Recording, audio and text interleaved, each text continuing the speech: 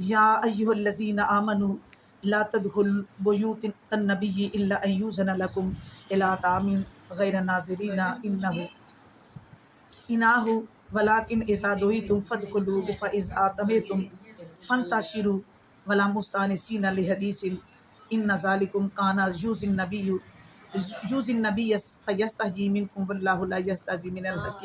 واذا سألتموہم متاعا فاسألوہن من وراء حجاب ذلکم اطہر لقلوبکم وقلوبہن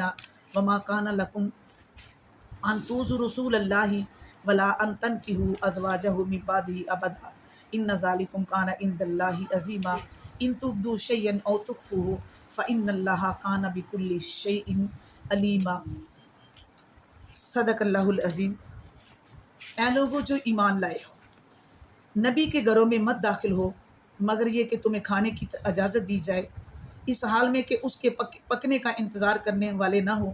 اور لیکن جب تمہیں بلایا جائے تو داخل ہو جاؤ، پھر جب کھا چکو تو منتشر ہو جاؤ اور نہ بیٹھے رہو اس حال میں کہ بات میں دل لگانے والے ہو۔ بے شک یہ بات ہمیشہ سے نبی صلی اللہ علیہ وسلم کو تکلیف دیتی ہے، تو وہ تم سے شرم کرتے ہیں اور اللہ حق سے شرم نہیں کرتا، اور جب تم ان سے کوئی سامان مانگو تو ان سے پردے کے پیچھے سے مانگو، یہ تمہارے دلوں اور ان کے دلوں کے لیے زیادہ پاکیزہ ہے، اور تمہارا کبھی بھی حق نہیں کہ تم اللہ کے رسول صلی اللہ علیہ وسلم کو تکلیف دو، اور نہ یہ کہ اس کے بعد کبھی اس کی بیویوں سے نکاح کرو۔ بے شک یہ بات ہمیشہ سے اللہ کے نزدیک بہت بڑی ہے۔ اگر تم کسی چیز کو ظاہر کرو یا اسے چھپاؤ تو بے شک اللہ ہمیشہ سے ہر چیز کو خوب جاننے والا ہے۔ ان آیات سے یہ معلوم ہوتا ہے کہ اللہ تعالیٰ کی نظر میں امہات المومنین کا بہت بڑا مقام ہے، اور جس طرح ہم پیچھے بھی پڑھ چکے ہیں کہ اللہ تعالیٰ نے فرمایا کہ تم عام اور نبی کی بیوی تم عام عورتوں جیسی نہیں ہو، اور فرمایا کہ عام عورتوں جیسی نہیں، اور ان کا درجہ مقام نبی کی زوجیت میں آ گئی، اس لیے بھی بڑا ہو گیا، اس لیے ہی بڑا ہو گیا کہ وہ نبی کے نکاح میں آ گئی، اور میں عام عورتوں کی طرح نہیں۔ اور ان آیات میں بھی امہات المومنین کا مقام جو ہے بہت بلند مقام اللہ نے بتایا۔ اس آیت کریمہ میں اللہ نے عام مومنوں کو ان امہات المومنین کا ادب احترام سکھایا اور ایسی باتوں سے منع فرمایا کہ جو آپ اور امہات المومنین کے ذہنی اذیت کا باعث ہوں۔ یہ آیت حجاب کے نام سے مشہور ہے۔ اس آیت میں دعوت کے آداب بھی بتلا دیے گئے ہیں۔ ایک تو یہ کہ اس وقت دعوت میں شامل ہو جب کھانا پک چکے، وقت سے پہلے نہ جاؤ۔ یہ آداب اگرچہ نبی کریم صلی اللہ علیہ وسلم کے گھر کے لیے سکھایا گیا، لیکن عام لوگوں کے لیے بھی یہ حکم ہی ہے کہ وقت سے پہلے نہ جاؤ، وقت کا بڑا خیال رکھو، اور جب کھانا ابھی پک رہا ہے، تیار ہو رہا ہے، تو تم پہلے جا نہ بیٹھو۔ اور حقیقت بھی ہے کہ کسی کے آنے پر کھانا پکانا بڑا مشکل ہو جاتا ہے، کچن کا کام کرنا، اب وہ مہمان کو توجہ دے یا کہ کچن کو توجہ دے، تو انسان اپنا ذہن بھی ایسے منتشر سا ہو جاتا ہے۔ اور اسی طرح جب کھا چکو، ذرا جو کھانا پکانے والے وہ بھی تھک ٹوٹ جاتے ہیں، تو بہتر ہے کھانا کھا کے آپ یہی آداب ہے، کھانا کھا لو تو جلدی سے منتشر ہو جاؤ۔ لیکن یہ آیت جب نازل ہوئی، اللہ کے نبی صلی اللہ علیہ وسلم کا نکاح ہوا ام سیدہ زینب رضی اللہ تعالیٰ سے، تو صحابہ کرام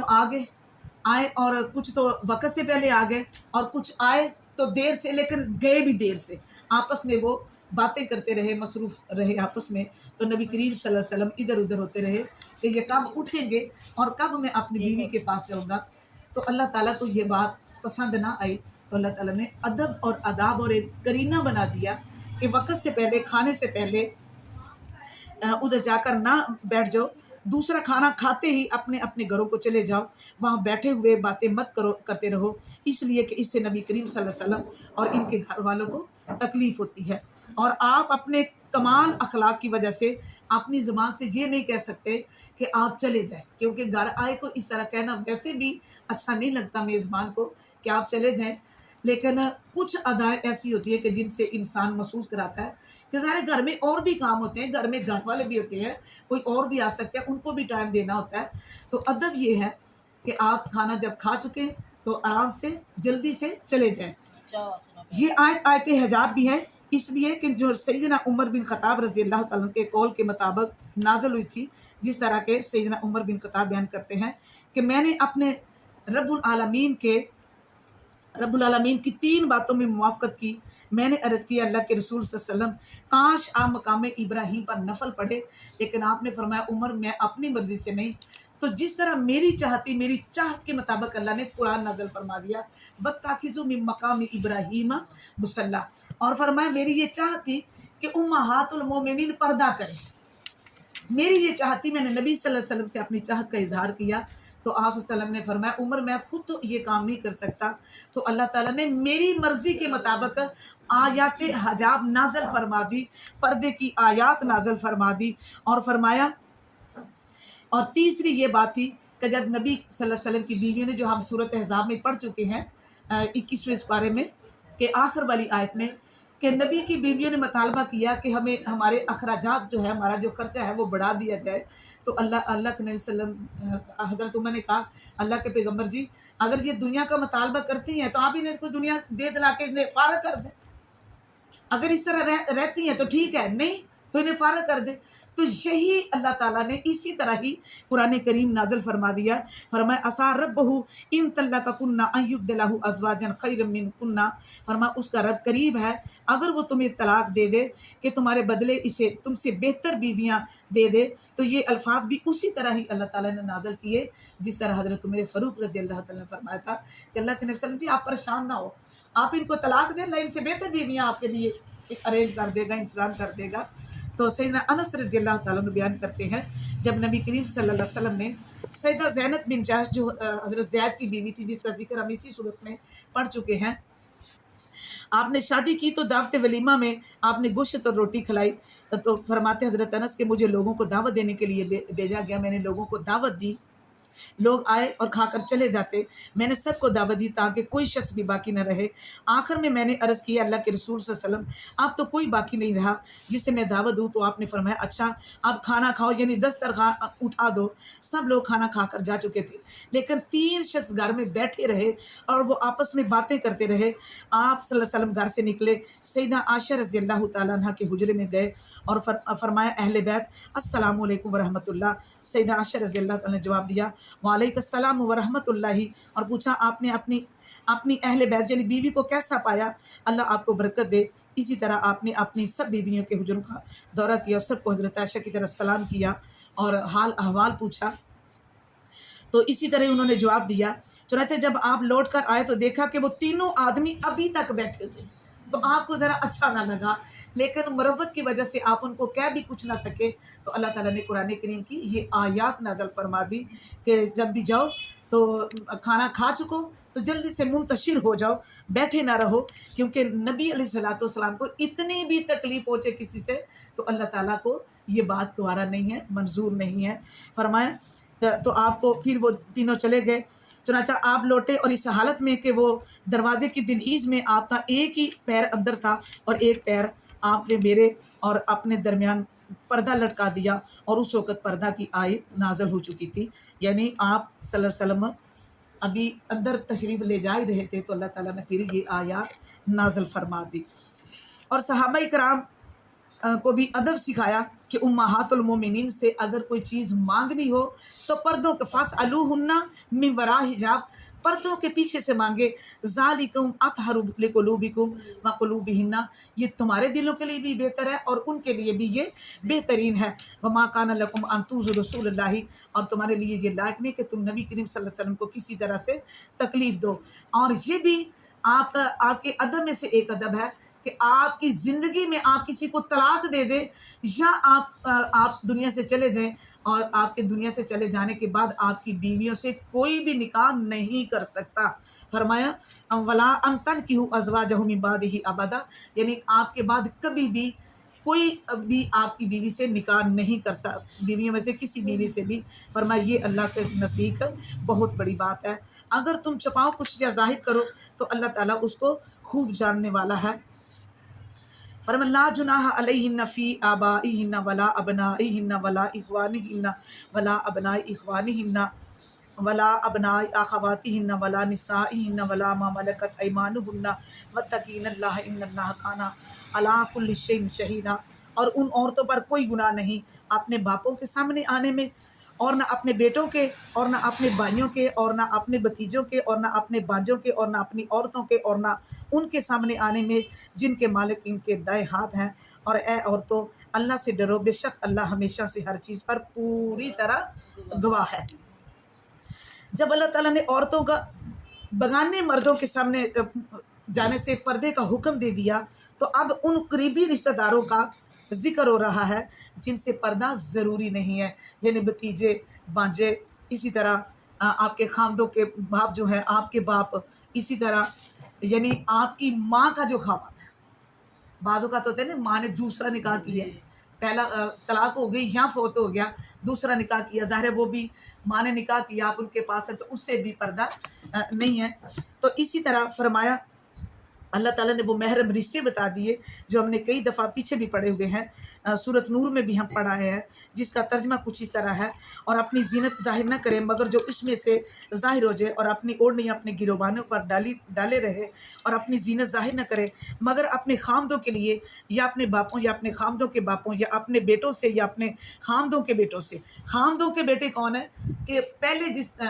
वो खामद उसके पहले भी औलाद है, और फिर उस खामद से उसकी अपनी भी औलाद है, यानी उसकी भी दूसरी शादी है, तो अपने खामद के बेटों से, या अपने भाइयों, या अपने भतीजों, या अपने भांजों, या अपनी औरतों के लिए, या उनके लिए जिनके मालिक हैं इनके दाएं हाथ, यानी लोंडियाँ, गुलाम जो हैं, और गुलाम भी वो जो हर वक्त आने जाने वाले हैं,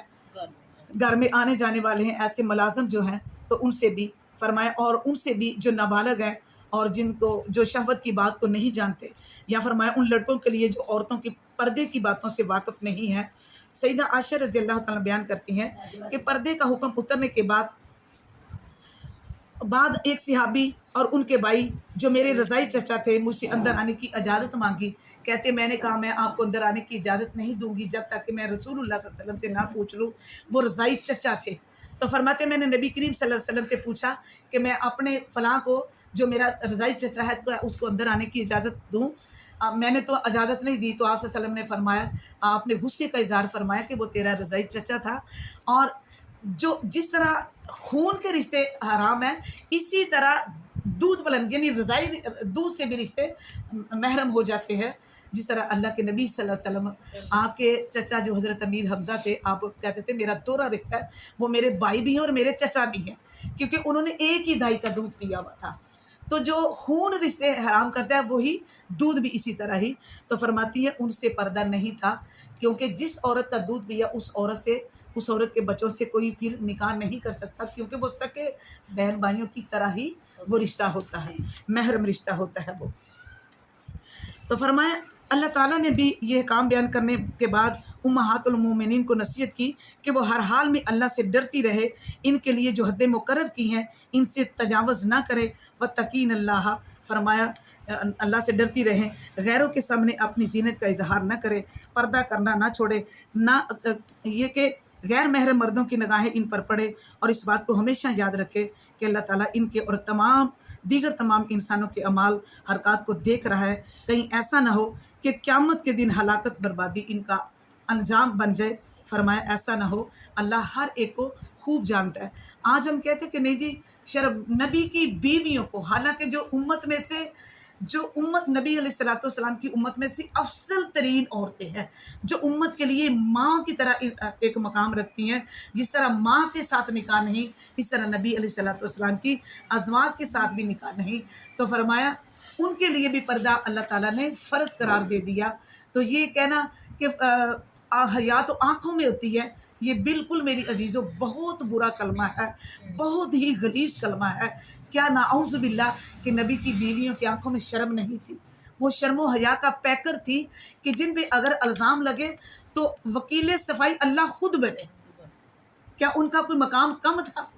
और फरमाया कि वो तुम्हारे लिए माँ की तरह है। इसके बावजूद भी ये नहीं कहा कि माँ पर्दा औलाद से नहीं करती, लेकिन आप अल्लाह रब्बुल आलमीन ने नबी अलैहिस्सलातु वस्सलाम की बीवियों को कहा कि आप पर्दा करेंगी। जिस तरह बेटे से भी कितना पर्दा नहीं है, जिस तरह हाथों तक, اور بیٹے کے سامنے اپنے جسم کا اپنے گلے کو کھولنا یا اپنے جسم کو ننگا کرنا، کمر ننگی کر کے بیٹھ جانا، دودھ پلانے بیٹھ جانا، یہ بالکل میری عزیزوں غلط بات ہے۔ پردے کے اندر صرف اتنا پردہ نہیں ہے کہ چہرے کا پردہ نہیں، ہاتھوں کا پردہ نہیں اور پاؤں کا پردہ نہیں کہ کھلے چہرے ان کے سامنے آ سکتی ہیں، ننگے سینے نہیں، ننگے میری عزیزہ جسم یعنی دوپٹے کچھ لباس اس طرح کے آج کل لون کے کپڑے پہنے ہوتے ہیں، جسم بالکل عیار نمایاں ہوئے ہوتے ہیں۔ کوشش کرنی چاہیے کہ اپنے جسموں کو اپنے بیٹوں سے اپنے بھائیوں سے چھپا کے رکھیں۔ جب نبی علیہ الصلوۃ والسلام کی بیویوں کو یہ حکم دیا جا رہا ہے، آگے فرمائے ان اللہ و ملائکتہ یصلون علی النبی یا ایھا الذین آمنوا صلوا علیہ وسلموا تسلیما، بے شک اللہ اور اس کے فرشتے نبی صلی اللہ علیہ وسلم پر درود بھیجتے ہیں، اور اے ایمان والو، اے لوگو جو ایمان لائے ہو اس پر صلوات بھیجو اور سلام بھیجو اور خوب سلام بھیجنا۔ اس آیت کریمہ میں نبی کریم صلی اللہ علیہ وسلم کے اس مرتبہ منزلت کا ذکر کیا گیا ہے کہ جب درود بھیجو، اللہ بھی درود بھیجتے۔ اللہ کا درود بھیجنا نبی علیہ الصلوۃ والسلام پر کیا ہے کہ اللہ نے آپ صلی اللہ علیہ وسلم کے درجات بلند کیا، آپ کو شان عطا فرمائی، آپ کو حوض کوثر کا مالک بنایا، آپ کو ساری امت کا، سارے نبیوں کا امام بنایا، اور اللہ تعالیٰ نے آپ کا مقام اور مرتبہ بلند کیا۔ اور فرشتوں کا سلام بھیجنا کیا ہے کہ وہ آپ کی ثنا، آپ کی تعریف بیان کرتے رہتے ہیں کہ اللہ کے نبی صلی اللہ علیہ وسلم کی تعریف کرنا، اور آپ کی تعریف کرنا تو ہر ایک کا حق اور فرض بنتا ہے کہ جو شان اور جو، لیکن آپ کی تعریف اتنی ہی کرنی چاہیے جتنی اللہ اور اس کے رسول صلی اللہ علیہ وسلم نے بتائی ہے۔ آپ کو آپ کے جس طرح کچھ لوگوں نے تعریف اتنی کی، کہہ دیا کہ آپ اللہ کے نور میں سے نور ہیں، اللہ کے نور میں سے نور ہے، اور آپ کو بشریت سے ہی نکال دیا، اور یہ حد سے تجاوز کرنا ہے۔ اللہ کے نور میں سے نور، اس کا مطلب کیا ہے؟ آپ صلی اللہ علیہ وسلم نے فرمایا انسان کیا کہتا ہے؟ یہ میرا بیٹا ہے، یہ میرا بیٹا ہے، یہ میری نسل سے، یہ میرے نسب سے ہے۔ تو اللہ کا تو کوئی نسب ہی نہیں ہے۔ اللہ کیا؟ اللہ قل هو اللہ احد اللہ صمد لم یلد ولم یولد ولم یکن لہ کفوا۔ اللہ کے نور میں سے نور نہیں، بلکہ آپ کے باپ کا نام عبداللہ ہے، آپ کی والدہ کا نام آمنہ ہے، آپ کے دادا کا نام سردار عبد المطلب ہے، اور میری عزیزوں آپ کے چچا ہے، آپ کے داد کے، آپ کے نان کے، آپ کی بیوی، آپ کی بیٹیاں، آپ کے بیٹے، آپ کی برادری، آپ کے ننیال ددیال ہے، آپ کے یار دوست رشتے دار ہیں، خالہ پھوپھیاں چاچیاں، ہر رشتہ موجود ہے۔ تو کس وجہ سے دھوکہ لگ گیا انسان کو، غلطی لگ گئی کہ آپ کو نور میں نور اللہ مانے، اللہ کے نور میں سے نور ہے، نعوذ باللہ استغفر اللہ۔ تو آپ کا مقام اور مرتبہ پوری کائنات میں خدا کے علاوہ مخلوق میں سے، ساری کائنات سے بڑھ کے آپ کا مقام اور مرتبہ ہے، آپ کی فضیلت اور برتری انبیاء سے بھی، انبیاء پر، تمام نبیوں پر آپ کو فضیلت اور برتری حاصل ہے۔ لیکن میری عزیزوں آپ ہیں انسان، لیکن افضل ترین انسان ہے۔ آپ ہیں بشر، لیکن آپ تمام بشریت سے اعلیٰ بشر ہے۔ قرآن کریم میں آپ کی زبان اقدس سے اللہ تعالیٰ نے نکلوایا، فرمائے قل انما انا بشر مثلکم، میں تمہاری طرح انسان ہوں، میں بشر ہوں تمہاری طرح، لیکن میرے اور تمہارے درمیان فرق کیا ہے؟ فرمایا میرے اور تمہارے درمیان صرف اتنا فرق ہے کہ میری طرف اللہ کا پیغام، اللہ کا فرشتہ وحی لے کے آتا ہے، لیکن تمہاری طرف وحی نہیں ہے۔ مطلب کیا کہ میری طرف اللہ نے مجھے نبی بنایا، تم نبی نہیں۔ نبوت ایک منصب اور عہدہ ہے جو اللہ کے سوا کوئی نہیں، نہ پڑھائی، نہ کسی یونیورسٹی سے یہ ملتا ہے، اور نہ کسی اسکول سے، کہیں سے بھی نہیں ملتا۔ یہ وہ منصب ہے جو اللہ عطا فرماتے ہیں اپنی رحمت سے۔ فرمائے کل انما انا بشر مثلکم یوحی الی، فرمائے فرق صرف یہ ہے کہ میری طرف اللہ وحی کرتا ہے۔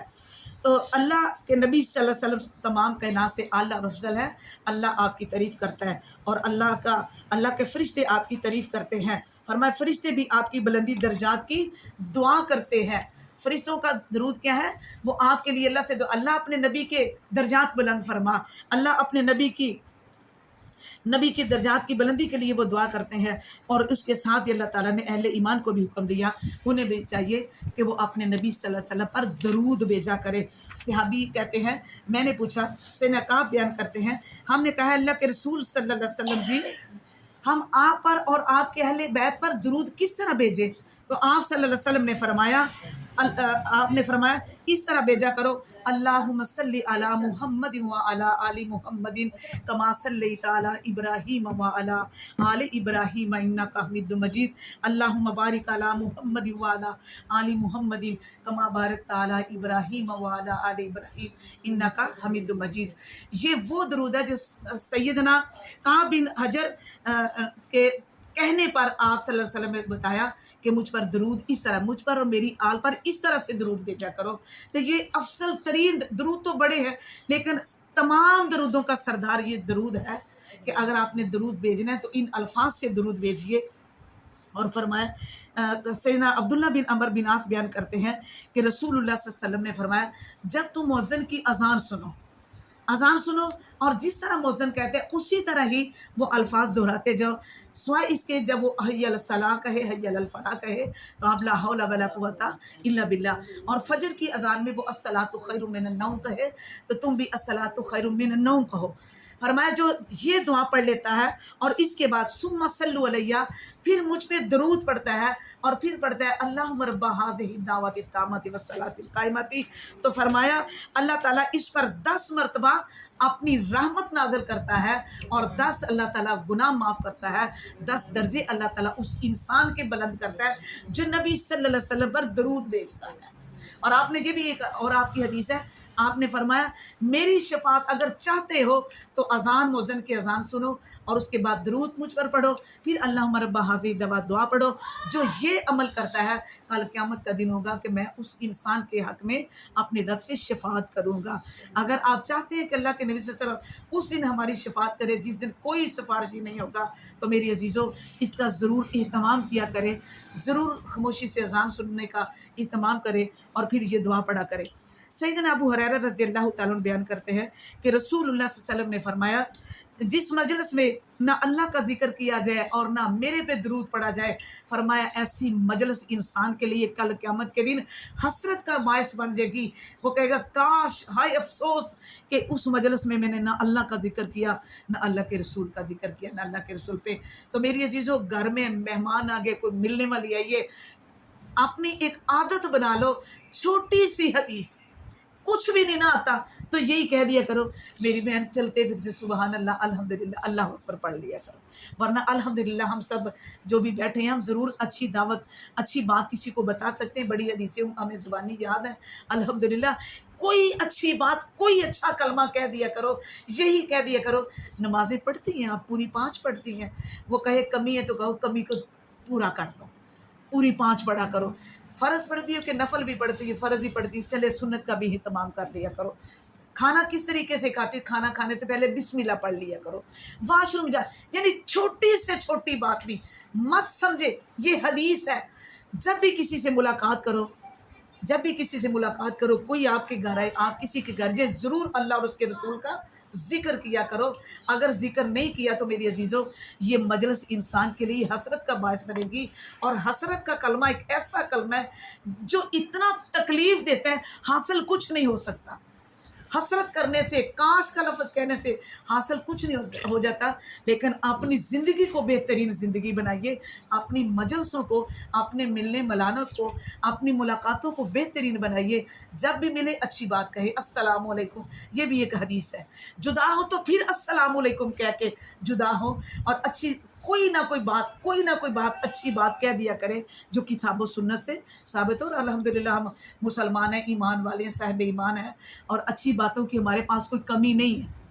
तो ज़रूर इस हदीस पे अमल कीजिएगा। सैयदना अब्दुल्ला बिन मसूद बयान करते हैं कि हम पहले जब हम नबी सल्लल्लाहु अलैहि वसल्लम के साथ नमाज़ पढ़ते थे तो इस तरह कहा करते थे, अल्लाह के बंदों की तरफ से अल्लाह पर सलाम, फ़लाँ पर सलाम, फ़लाँ पर सलाम। तो नबी सल्लल्लाहु अलैहि वसल्लम ने फरमाया, ये ना कहा करो कि अल्लाह पर सलाम, अल्लाह तो खुद सलाम है और वो सलामती देता है, बल्कि कहा करो अत्तहियातु लिल्लाहि वस्सलावातु वत्तय्यिबात, अस्सलामु अलैका अय्युहन नबिय्यु व रहमतुल्लाहि व बरकातुहू, अस्सलामु अलैना व अला इबादिल्लाहि स्वालिहीन। फरमाया ये कहा करो। फरमाया इस तरह जब इंसान को ये कहता है तो फरमाया ये है सलाम भेजना।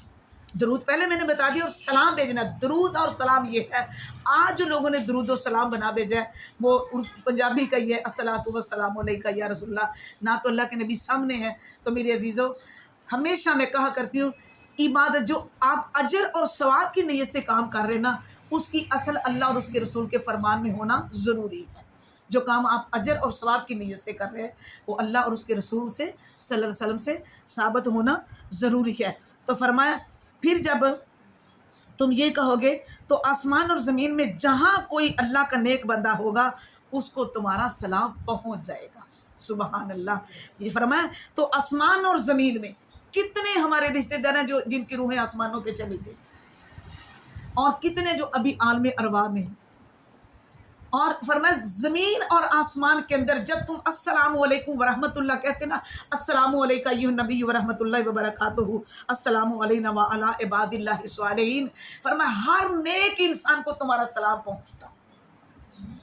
سلام پہنچتا ہے۔ کتنا اجر ہے، کتنا ثواب ہے، اور ہم کتنے لوگوں کے لیے سلامتی کی دعا کرتے ہیں، کتنے لوگ ہمارے لیے سلامتی کی دعا کرتے ہیں۔ اسلام کتنا پیارا دین ہے، پھر میں کیوں نہ کہوں رضیت باللہ ربا بالاسلام دینا وبمحمد النبی